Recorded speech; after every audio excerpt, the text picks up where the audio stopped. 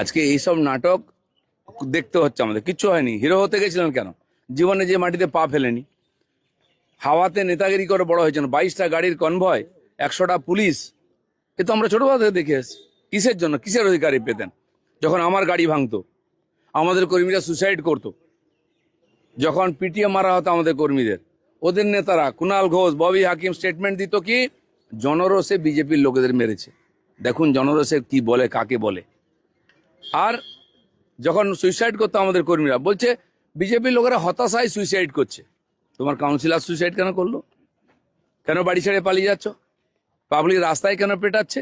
আমি বলেছি বাকি নেতারাও সাবধান থাকুন, রাস্তায় বেরোবেন না, জামা কাপড় খুলে বাড়ি পাঠিয়ে দেবে। বাজারে ইতিমধ্যে ডিমের দাম বেড়েছে। খোলা বাজারে ডিমের দাম ডজনে 6 টাকা বেড়েছে। এটা কি এই এত ডিম যদি এত টিএমসি নেতাদের উপহার দেওয়া হয়, তাহলে ডিমের দাম তো বাড়বেই। ওরা বলেছে আমরা ডিম দিয়ে অভিনন্দন জানালাম, ডিজে বাজাতে এসেছি। কারা বলেছিল দুপুর 12টার পরে 4টে ডিজে বাজবে? তোদের কোন বাপ আছে দেখবো আমি রক্ষা করে। কার বাপ কাকে বাঁচায় দেখো এবার।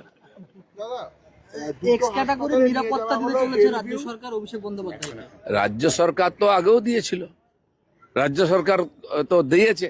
আর আমাদেরকে রাজ্য সরকার কোন, আমি এমএলএ ছিলাম, আমাদের এমএলএদের জন্য ভিক্ষা করেও সুরক্ষা দেয়নি, তাদেরকে মারা হচ্ছিল। আমাদের এমপি খগন মুর্মুকে মেরে রক্তাক্ত করে দেওয়া, সে ফটো আপনারা দেখিয়েছেন। তখন সিম্পেথিও দেখিনি, নাটকও করিনি।